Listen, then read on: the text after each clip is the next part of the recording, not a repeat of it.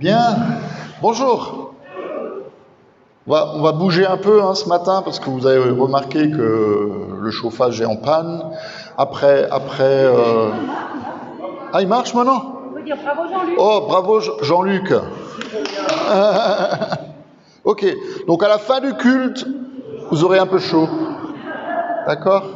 Désolé, mais c'est des choses qui arrivent quand on n'a pas allumé le chauffage depuis. Ça va faire 6 mois quand même, puisque depuis le mois de mars, il n'y a pas eu de culte où on a eu besoin d'allumer la chaudière. Donc voilà. En tout cas, bienvenue à vous. On va essayer de terminer dans les temps, donc je ne vais pas continuer à faire une longue introduction. Juste vous dire que le mot d'ordre de ce dimanche, c'est un verset qu'on va réentendre tout à l'heure dans la première lettre de Paul à Timothée, où Paul écrit « Notre Sauveur, le Christ Jésus, a vaincu la mort. Et il fait briller la vie et l'immortalité, la vie éternelle par l'Évangile. » Donc le Seigneur, il a vaincu la mort et il fait briller la vie éternelle au travers de sa parole qui nous fait vivre tous et toutes. Amen. Je vous invite à chanter le numéro 409 dans l'arc-en-ciel qui va apparaître sur l'écran, normalement. Voilà. Et nous sommes invités à venir au Sauveur qui nous aime.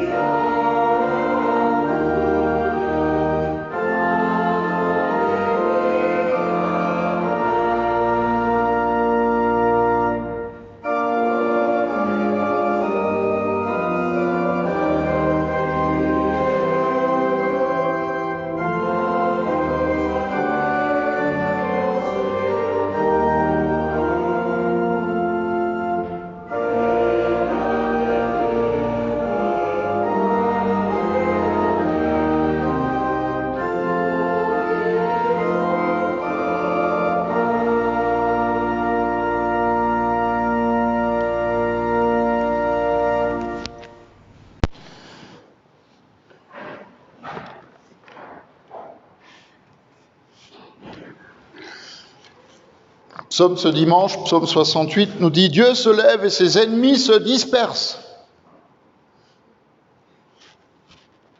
Donc quand Dieu se lève, ses ennemis se dispersent. C'est beau. Ses adversaires prennent la fuite. Comme la fumée se dissipe, tu les dissipes. Comme la cire fond au feu, les méchants disparaissent devant Dieu. Mais les justes, eux, se réjouissent, ils triomphent devant Dieu, ils sont transportés de joie. Alors chantez en l'honneur de Dieu, célébrez son nom, préparez le chemin à celui qui s'avance à travers le désert. L'Éternel est son nom. Réjouissez-vous devant lui, le Père des orphelins, le défenseur des veuves, c'est Dieu dans sa sainte demeure. Dieu donne un foyer à ceux qui sont solitaires. Il délivre les prisonniers et les rend heureux. Il n'y a que les rebelles qui habitent les lieux arides. Alors béni soit le Seigneur tous les jours. Béni soit notre Dieu qui porte nos fardeaux et qui nous sauve. Parce que l'Éternel est pour nous le Dieu des délivrances. C'est l'Éternel, le Seigneur, qui nous préserve de la mort. Et la fin de ce psaume nous dit « Chantez celui qui s'avance dans le ciel ancien. Voici qu'il fait retentir sa voix puissante, proclamez la force et la majesté de votre Dieu. » Amen. Et nous chantons à ton nom. Les monts s'inclinent, vacillent, s'effondrent, les flots s'agitent, les mers grondent, les anges s'inclinent et la terre se réjouit.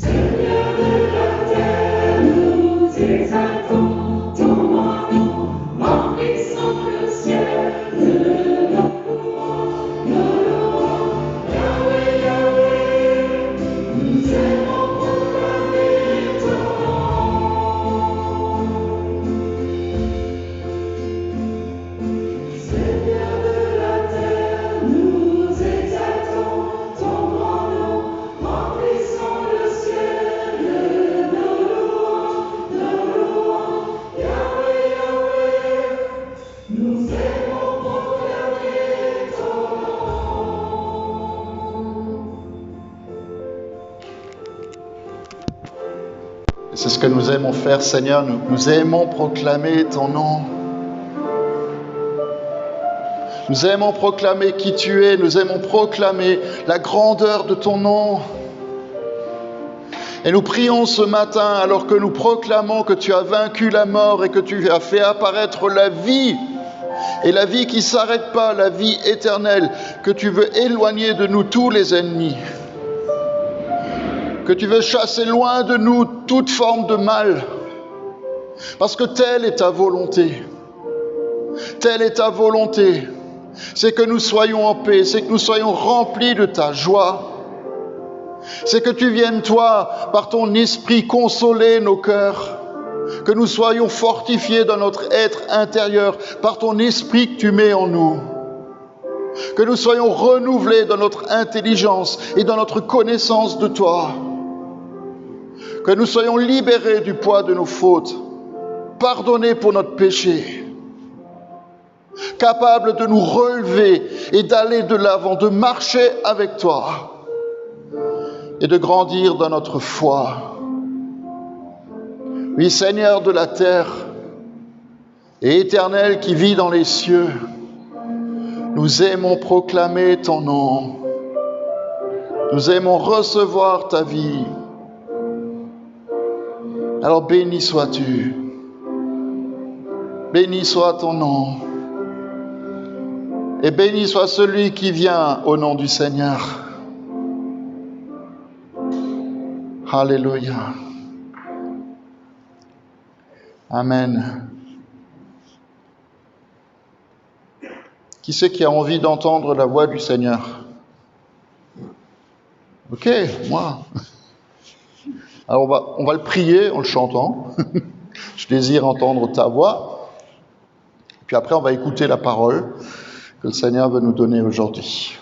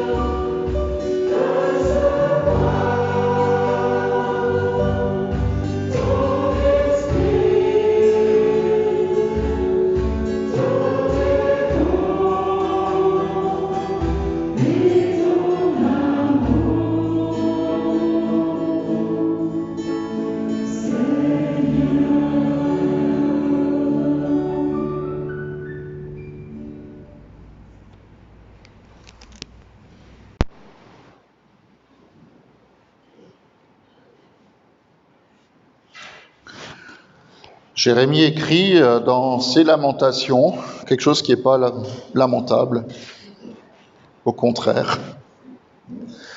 Il dit, voilà ce que je veux méditer pour garder espoir, c'est que les bontés de l'Éternel ne sont pas épuisées. Est-ce qu'on peut le proclamer? Les bontés de l'Éternel ne sont pas épuisées. Ses compassions ne prennent pas fin, mais elles se renouvellent tous les matins. Que ta fidélité est grande. Et moi, je le déclare, l'Éternel est mon bien. C'est pourquoi je veux m'attendre à lui. L'Éternel a de la bonté pour celui qui compte sur lui, pour celui qui le cherche. Et il est bon d'attendre en silence le secours de l'Éternel. En effet, le Seigneur ne rejette pas pour toujours. Mais quand il cause du chagrin, il fait preuve de compassion, tellement sa bonté est grande. De fait, ce n'est pas de bon cœur qui l'humilie, qui cause du chagrin.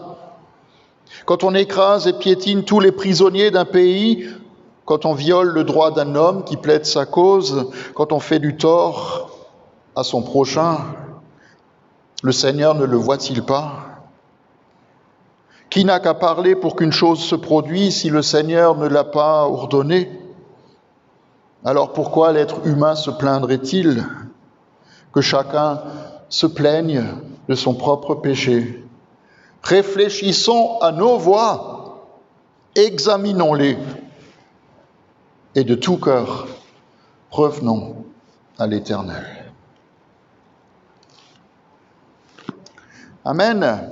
Le texte de l'Évangile de ce dimanche 27 septembre, c'est le long chapitre 11 de l'Évangile de Jean. Alors je ne vais pas vous lire tout le chapitre, c'est la résurrection de Lazare. Qui ne connaît pas l'histoire de la résurrection de Lazare? Tout le monde la connaît, donc ce n'est pas la peine que je la lise? Non. Non, quand même pas. Mais voilà ce que Jean nous rapporte. Il y avait un homme malade qui s'appelait Lazare, il était de Béthanie, le village de Marie et de sa sœur Marthe. Marie était celle qui avait versé du parfum sur les pieds du Seigneur et qui les a essuyés avec ses cheveux. Et c'était son frère Lazare qui était malade. Et les sœurs envoyèrent dire à Jésus, « Jésus, Maître, ton ami est malade. » Et Jésus n'est pas allé. Il n'est pas allé tout de suite. Alors je saute quelques versets. Il est allé plus tard. Et quand il est arrivé à Béthanie, Jésus trouva que Lazare était déjà dans le tombeau depuis 4 jours. Béthanie était proche de Jérusalem et beaucoup de Juifs étaient venus chez Marthe et Marie pour les consoler de la mort de leur frère. Quand Marthe apprit que Jésus arrivait, elle alla à sa rencontre et elle lui dit, « Seigneur, si tu avais été là, mon frère ne serait pas mort. » Mais cependant, même maintenant, je sais que tout ce que tu demanderas à Dieu, Dieu te l'accordera. Et Jésus lui dit, « Ton frère va ressusciter. » Elle répond, « Oui, Seigneur, je sais qu'il va ressusciter le dernier jour, au moment de la résurrection des morts. » Et Jésus lui dit, « Je suis la résurrection et la vie. Celui qui croit en moi, il vivra, même s'il meurt. Et quiconque croit en moi, vit et croit en moi, ne mourra jamais. » Est-ce que tu le crois? Et Marthe répondit, « Oui, Seigneur, je crois que tu es le Messie, le Fils de Dieu, qui devait venir dans le monde. » Amen. Est-ce que nous croyons que Jésus a vaincu la mort? Il a sorti Lazare de la tombe. Est-ce que nous croyons qu'un jour il nous sortira aussi de notre mort pour que nous vivions éternellement avec lui? Moi, je le crois. Amen. On va chanter le Christ ressuscité, qui est vivant, qui est assis à la droite du Père, qui prie pour nous. On va chanter majestueux, il est assis dans le ciel.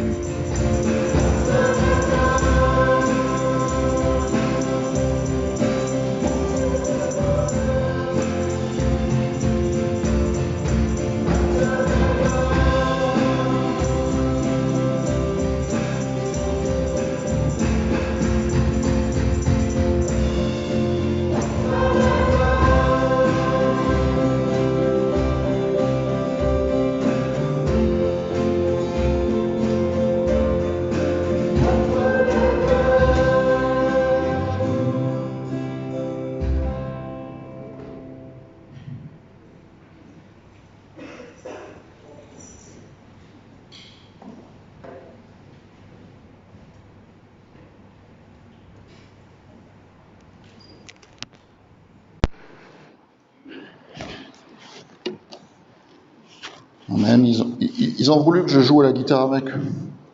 Je sais pas trop pourquoi, parce que je joue quand même pas trop bien non plus, hein, mais voilà. Ça va ? On va essayer de rattraper le temps. Il faut juste que je remette un peu d'ordre dans mes idées et en même temps dans mes papiers. Voilà. Ok. Je ne sais pas si vous avez l'habitude de lire le plan de lecture, mais nous on essaie de faire ça tous les jours, ensemble. Alors en famille, alors c'est vrai que la famille en semaine elle se réduit quand même à peau de chagrin puisqu'on n'est que deux. Mais ça va, quoi. Je veux dire, même à deux, on peut lire la parole. Et en ce moment, on est en train de lire 2 Corinthiens. Je me suis juste dit hier matin, quand on a lu le texte du jour, que si je prêchais ce que Paul écrit aux Corinthiens aujourd'hui, j'aurais des problèmes.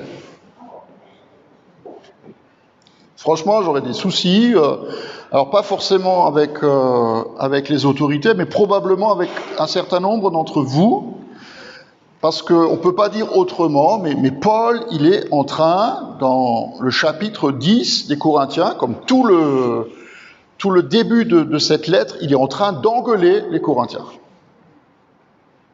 Et je le dis vraiment volontairement, il est en train de les engueuler et de leur mettre un peu les points sur les i en leur disant que vous remettez en cause mon autorité et mon statut d'apôtre. Et ben moi, quand je viendrai vous voir, vous allez voir avec quel bois je me chauffe.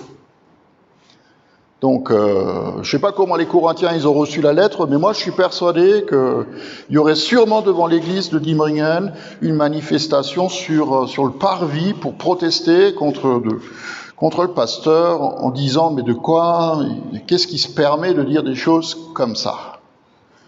Et c'est vrai qu'aujourd'hui on a quand même un petit souci avec l'autorité qui n'est pas forcément reconnue, hein, et on le voit dans toutes les sphères de la société.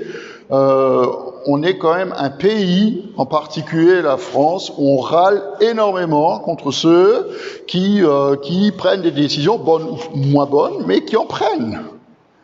Et puis nous, on est tout le temps dans la protestation, dans la réclamation, et puis on dit de quoi ils se mêlent, de quoi on se mêle de notre vie. Et ben moi j'ai envie de nous dire ce matin que le Seigneur, il a envie de se mêler de nos affaires, de notre histoire et de notre vie. Alors le thème de ce matin, c'est pas l'autorité ou la reconnaissance de l'autorité, mais c'est une bonne introduction à ce que Paul écrit à Timothée dans sa 2e lettre, qui est notre texte de prédication de ce jour, où il écrit à Timothée, ce n'est pas un esprit de timidité que Dieu nous a donné, mais un esprit de force, d'amour et de sagesse. N'aie donc pas honte du témoignage à rendre à notre Seigneur, ni de moi son prisonnier, mais souffre avec moi pour l'Évangile, en comptant sur la puissance de Dieu. Il nous a sauvés, il nous a adressé un saint appel. Il ne l'a pas fait à cause de nos œuvres, mais à cause de son propre plan et de sa grâce qui nous a été accordée en Jésus-Christ de toute éternité. C'est lui qui a réduit la mort à l'impuissance. C'est lui qui a mis en lumière la vie et l'immortalité par l'Évangile, pour lequel j'ai été établi prédicateur et apôtre, chargé d'enseigner la parole du Seigneur. Amen. Je suis persuadé que beaucoup d'entre nous, on connaît le premier verset de ce texte parce qu'on le donne souvent aux confirmations, comme aujourd'hui, il y a des confirmations un peu partout, hein. À Button, à Lorenzen, à Volksberg, on rattrape le temps perdu, même si le temps perdu, on ne le rattrape pas. Hein, donc il y a des confirmations, c'est un verset qu'on donne souvent à des confirmants, c'est pas un esprit de timidité que Dieu nous a donné, mais un esprit de force, un esprit d'amour et de puissance et de sagesse, un esprit de sagesse. Et me suis dit, mais c'est quoi la timidité? C'est quoi la timidité? Je pourrais en parler parce que j'étais très longtemps timide. Je me suis rattrapé entre-temps, un peu. J'osais jamais prendre la parole en public, et vous savez que la première peur que les gens ont, c'est effectivement de s'adresser à des gens en public, hein, alors que ça commence à l'école ou après, ça peut être dans un autre cadre. J'étais timide, mais je me suis soigné. Ou plutôt le Saint-Esprit m'a soigné. Ce qui est quand même une bonne chose. Si tu as envie d'être pasteur, il faudrait quand même que cette timidité, elle soit mise de côté. Et donc j'ai regardé un peu dans le dictionnaire ce que c'est que la définition de la timidité. Et c'est assez intéressant, parce qu'il y en a deux. Il y a une définition qu'on peut reconnaître assez facilement quand on croise des gens qui sont timides. Hein, vous savez, les gens qui rougissent dès que vous leur parlez. Hein, ou alors, moi j'ai repensé à Astérix, ou plutôt à Obélix, celui qui est, vous savez, qui est un peu épais. Quand il voit Falbala, celle qu'il aime, la chérie, la jolie blonde là, avec les cheveux longs, chaque fois qu'il la croise, il devient tout rouge et il sait plus quoi faire et il sait plus comment se comporter avec elle. Et voilà, donc on peut penser à cette forme de timidité là, qui est d'ailleurs la première définition dans le dictionnaire. Est timide celui qui manque d'assurance et d'aisance en société. C'est celui qui manque d'assurance et d'aisance en société. C'est celui qui pique un phare, comme on dit, qui se tortille les doigts, qui cache sa nervosité, etc., etc. Donc ça, c'est la première définition. Et d'ailleurs, certaines traditions d'Église disent par rapport à l'autorité de Paul, pourquoi l'autorité de Paul était remise en question? Parce qu'il souffrait, alors certains disent qu'il souffrait d'un problème d'élocution. Donc quand il parlait en public, il bégayait, ce qui est quand même pas évident, hein, quand tu bégayes et tu dois prononcer la parole du Seigneur et prêcher l'évangile, donc il bégayait, donc c'était vraiment un problème qu'il avait, et d'autres disent qu'il avait des problèmes aux yeux, hein, donc vous prenez l'option que vous voulez, mais en tout cas il avait un gros souci qu'il appelle lui-même l'écharde dans la chair, et qui le faisait énormément souffrir. Donc voilà, il était aussi timide d'une certaine manière. Puis la deuxième définition, c'est une définition à laquelle on ne pense pas trop souvent, mais qui veut nous donner un autre éclairage sur ce verset de Paul à Timothée. La timidité, c'est un manque d'audace et de décision dans l'action ou dans la pensée. Dit plus simplement, c'est quand tu oses pas faire ce que tu dois faire. Ou quand tu oses pas mettre en pratique ce que tu penses être juste. Et quand Paul dit que le Saint-Esprit, que Christ verse dans nos cœurs, que Dieu verse dans nos cœurs, c'est pas un esprit de timidité, il faudrait traduire, c'est pas un esprit qui nous fait manquer d'audace et de décision dans nos pensées et dans nos actions. Si vous lisez l'Évangile, vous allez vous rendre compte que Jésus ne manquait pas de ça. Jésus n'était pas timide. Jésus n'était pas timide. Par contre, les disciples, ils en souffraient énormément. Ils étaient parfois dans l'incapacité de mettre en pratique ce que Jésus leur disait de faire. Ou alors parfois, ils ne comprenaient pas. Alors on peut les comprendre qu'ils ne comprenaient pas. Ils ne comprenaient pas ce que Jésus voulait pour eux. Ou alors, quand ils devaient suivre Jésus, ils étaient paralysés à certains moments par la peur. Et on a entendu l'évangile tout à l'heure, la résurrection de Lazare. Alors comme dit, j'ai pas lu tous les 47 versets de cette histoire. Mais quand Jésus apprend que Lazare est malade, il n'y va pas. Il reste sur place. Puis les disciples, ils se disent « Oh ben Jésus, il est sage, il est intelligent parce que les Juifs, ils veulent le tuer, donc autant rester là où on est tranquillement à l'abri. » Et puis, 2 jours après, il prend la décision d'y aller. On va aller à Béthanie, on va aller voir ce qui se passe. Et c'est intéressant parce que il est dit la chose suivante, on va retourner en Judée, les disciples lui dirent « Maître !» Mais il y a les Juifs, ils ont essayé de te lapider. Et toi, tu veux retourner là-bas? Mais t'es fou, enfin, c'est pas écrit, mais tu veux retourner là-bas? Et quand il voulut y aller quand même, donc Jésus était déterminé, quand il voulut y aller quand même, Thomas, il dit aux autres, bon, allez, on va avec lui, et puis on va mourir avec lui. Ils étaient paralysés par la peur. Et je pense que le manque d'audace et de décision dans nos actes et dans notre pensée, c'est souvent lié à la crainte que nous pouvons avoir. Il y a des gens qui ont peur de prendre l'avion. Mais quand tu as peur de prendre l'avion, je veux dire, tu n'étais pas bien. Moi, il y a des gens, ils m'ont pratiquement mordu le bras quand ils décollaient parce qu'ils étaient là. Non, mais c'est vrai. Tu peux être paralysé par la peur que quelque chose puisse t'arriver. Peur d'un accident ou peur de la maladie. Et alors tu es là et tu réalises que cette peur-là, elle te rend malade. Non? Une expression en alsacien, alors je suis désolé pour ceux qui regardent sur Internet et qui ne comprennent pas l'alsacien, mais il y a une expression qui dit « amortiskrank ». Il se rend malade. Mais on peut se rendre malade par la peur. On peut se rendre malade par les choses qu'on craint, et les choses qu'on craint, parce qu'il en est fait souvent, selon notre foi, risquent de nous arriver. Comprenez ça? La semaine dernière, comme nous, on avait confirmation, on n'a pas lu le texte du jour, mais il était très bien ce texte. C'est dommage, je n'ai pas pu prêcher dessus. J'aurais pu le faire ce matin. Mais le texte du jour, il disait « Jetez sur Jésus tous vos fardeaux, et il prendra soin de vous. »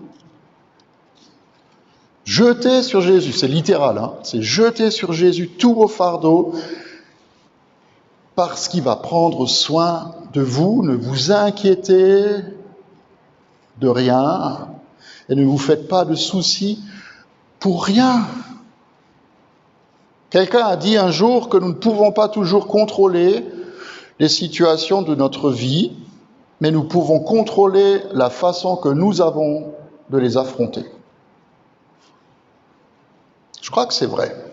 Il y a des choses difficiles qu'on ne peut pas éviter, même dans notre vie de foi. Et Paul, il le dit à Timothée, il dit à Timothée, mon enfant dans la foi, mon enfant, souffre avec moi pour l'évangile. On ne peut pas éviter ça. On ne peut pas éviter que, même dans notre vie de foi, il y en a un qui s'agite pour empêcher que l'évangile soit proclamé. Si nous croyons que Dieu existe, il faut aussi qu'on croie que l'ennemi existe et qu'il va mettre tout ce qui est dans son pouvoir pour nous empêcher d'entrer dans notre vocation de chrétien, de nous lever pour être les témoins de Jésus, pour proclamer que Christ est ressuscité, qu'il est vivant pour toujours. L'ennemi va tout faire pour nous paralyser. Et je me dis, quand on voit un peu la situation d'aujourd'hui, quand on regarde dans quelle crise se trouvent certaines églises qui ont du mal à renouer avec leurs fidèles après le confinement. Attendez la suite, hein. Mais il y a des églises où les gens ils viennent plus parce qu'ils ont peur, ils sont paralysés par la peur. Moi je dis qu'il faut qu'on trouve le juste milieu entre la prudence et le courage. Est-ce que le virus doit nous faire peur? Non! Est-ce que nous devons être sages et prudents? Oui.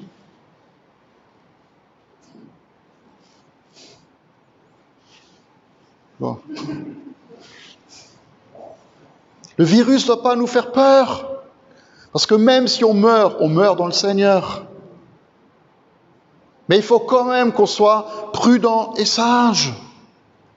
C'est pour ça que Paul, il nous dit, c'est pas un esprit de timidité que le Saint-Esprit, que Dieu verse en nous, mais c'est un esprit de force, c'est un esprit d'amour et c'est un esprit de sagesse. Ce qui peut nous aider à ne pas avoir peur, c'est quoi? C'est d'abord de regarder à Jésus, parce qu'il tient tout entre ses mains. C'est ce que Paul y fait.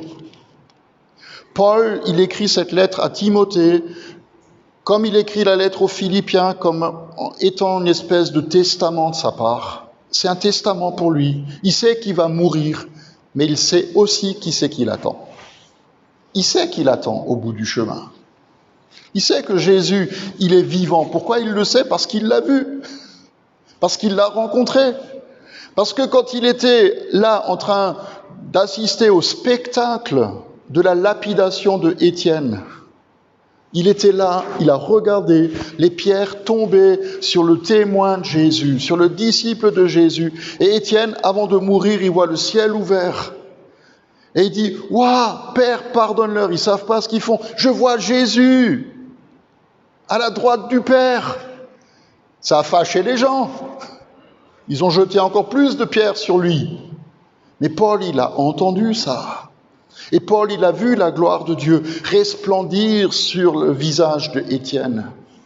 Et ça a dû marquer son cœur, ça a dû marquer son esprit, qu'on puisse mourir comme ça. Frères et sœurs, même si nous sommes harcelés de tous côtés, même si nous sommes touchés dans notre corps, dans notre âme, dans notre esprit, le Seigneur est là. Il est au bout de notre chemin. Vous savez, il y a une expression que j'aime pas du tout, c'est être, quand les gens ils disent « je suis au bout du rouleau ». Vous avez déjà entendu cette expression « je suis au bout du rouleau ». Je n'en peux plus. Je suis au bout du rouleau. Mais en fin de compte, tu peux regarder cette expression de deux façons différentes. Ou bien tu vois le bout du rouleau, il n'y a rien après, tu tombes dans le vide. Ou alors tu vois le rouleau par l'autre bout et celui qui le tient.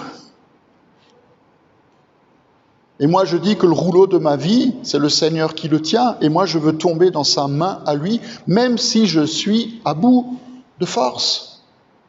Parce qu'il sera toujours mon refuge et mon réconfort.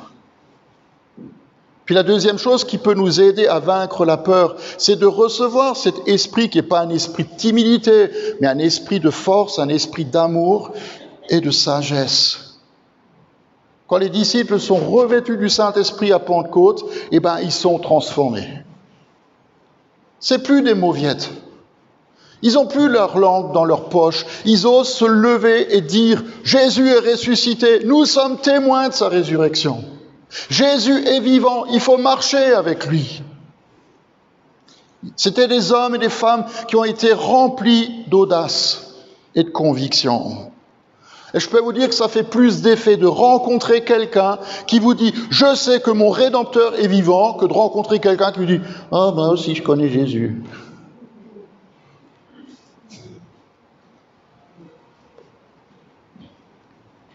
Paul, il n'est pas venu avec des discours persuasifs de la sagesse, mais il est venu avec la puissance de la parole. Amen. C'est un esprit de force et c'est aussi un esprit d'amour.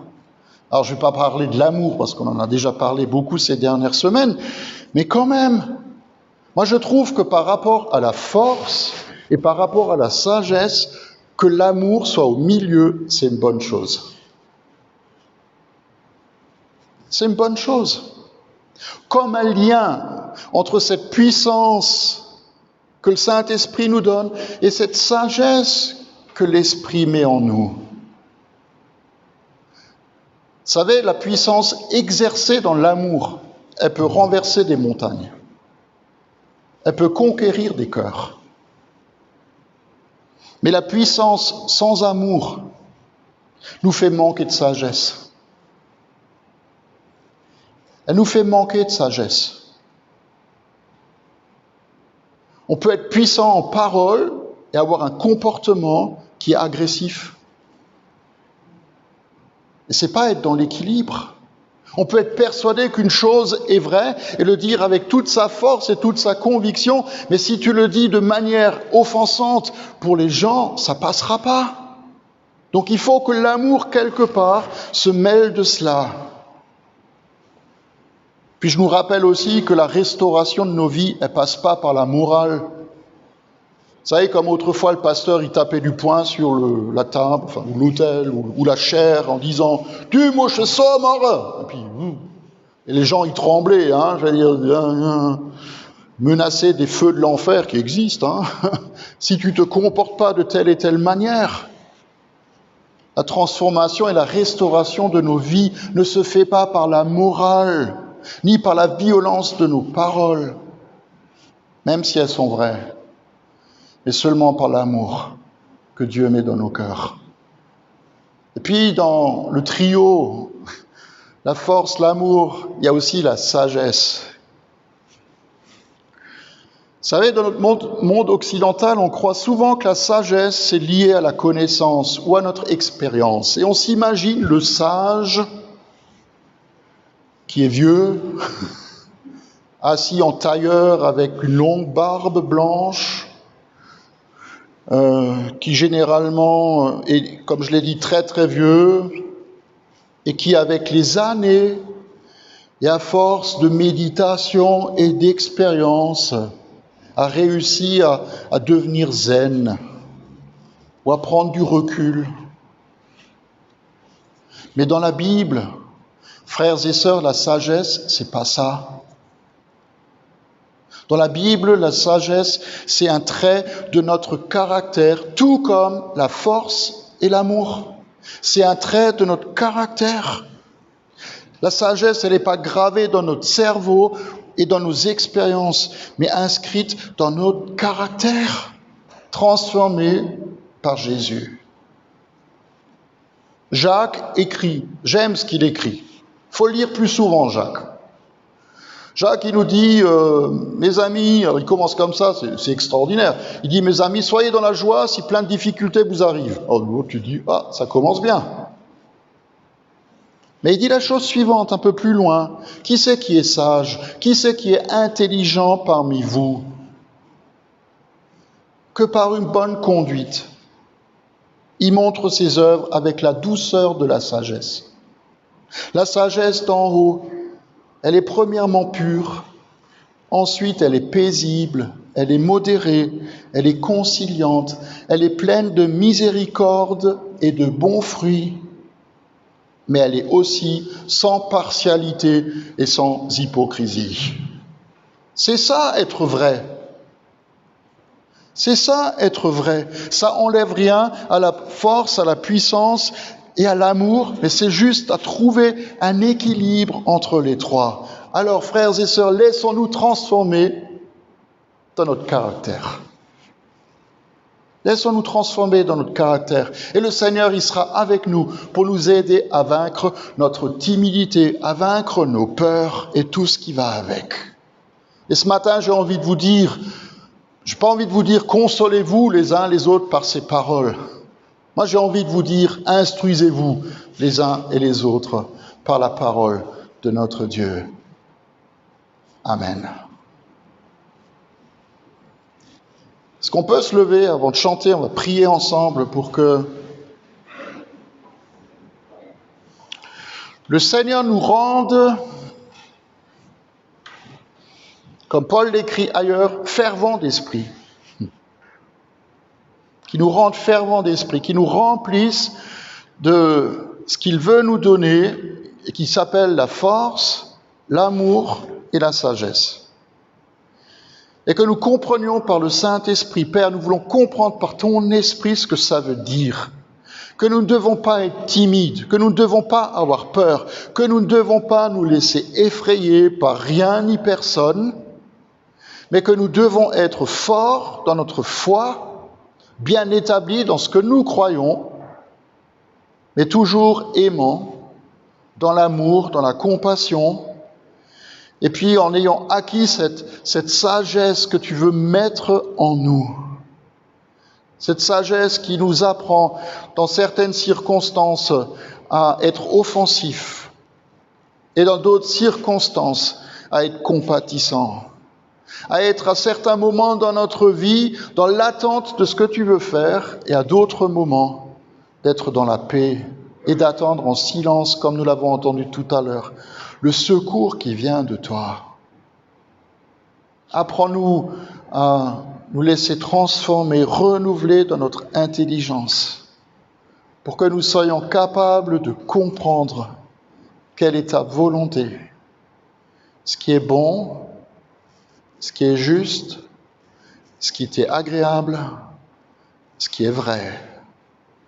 Et nous prions dans le nom de Jésus que ton esprit descende en nous, sur nous et sorte de nous, pour que la lumière de l'Évangile et de la vie éternelle brille dans les ténèbres.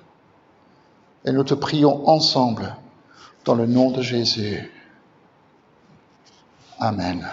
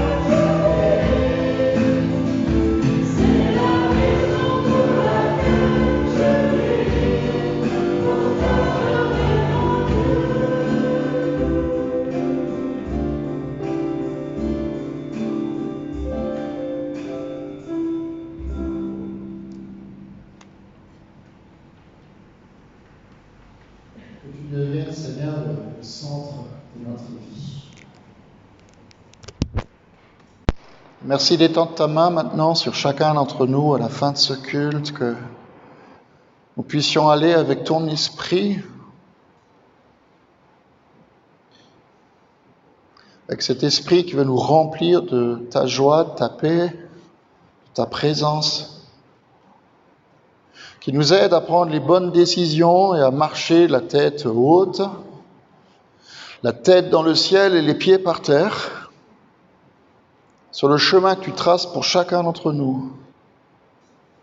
Que tu viennes étendre ta main sur nos vies, nos corps, parfois fatigués, chargés, notre âme qui est aussi parfois fatiguée, chargée, et notre esprit qui peut être abattu, pour que nous soyons renouvelés, esprit, âme et corps, par ton esprit. Merci de nous le donner. Merci parce qu'il nous aide aussi à prier, à intercéder les uns pour les autres, à prier les uns pour les autres, à porter les fardeaux les uns des autres et à nous remettre tous entre tes mains, entre les mains de celui qui a détruit la mort et qui a fait apparaître la vie éternelle, qui la met en lumière et qui nous en fait vivre. Et c'est en son nom que nous élevons nos voix, en disant à notre Père qui es aux cieux, que ton nom soit sanctifié, que ton règne vienne, que ta volonté soit faite sur la terre comme au ciel. Donne-nous aujourd'hui notre pain de ce jour. Pardonne-nous nos offenses, comme nous pardonnons aussi à ceux qui nous ont offensés. Et ne nous laisse pas entrer en tentation, mais délivre-nous du mal. Car c'est à toi qu'appartiennent le règne, la puissance et la gloire, pour les siècles des siècles. Amen. Juste vous dire que les groupes de maison se retrouvent demain, mardi, mercredi, dans les différentes maisons, à Maculaire, à Dimringen, que mardi soir aussi à 19h, nous avons notre temps d'intercession. Aussi, merci d'avoir une pensée mardi après-midi pour la famille Ebi, donc aussi Isabelle et Alfred qui ont perdu leur papa et leur beau-père, donc qui sera enterré à Volksberg. Vous dire aussi que vendredi après-midi, nous aurons un culte en mémoire, en souvenir de Albert Gruber qui est décédé au mois d'avril. Et donc la famille a souhaité faire le culte, donc vendredi après-midi à 14h30. Donc merci aussi de les entourer par votre prière, pas forcément par votre présence, puisqu'on est quand même limité en nombre, mais en tout cas dans votre prière. Donc voilà. Vous dire aussi que samedi, il y a catéchisme à 10h. Et puis dimanche prochain, c'est la fête des moissons et des récoltes, et nous serons à Maculaire à 10h pour le culte. Donc dimanche prochain, à 10h à Maculaire. Voilà. Et puis on va reprendre aussi l'adoration, donc le mardi, je sais pas quoi, le 6, je crois. Voilà. Donc c'est pour eux que je le dis, parce qu'on a oublié de leur dire hier, donc comme ça ils...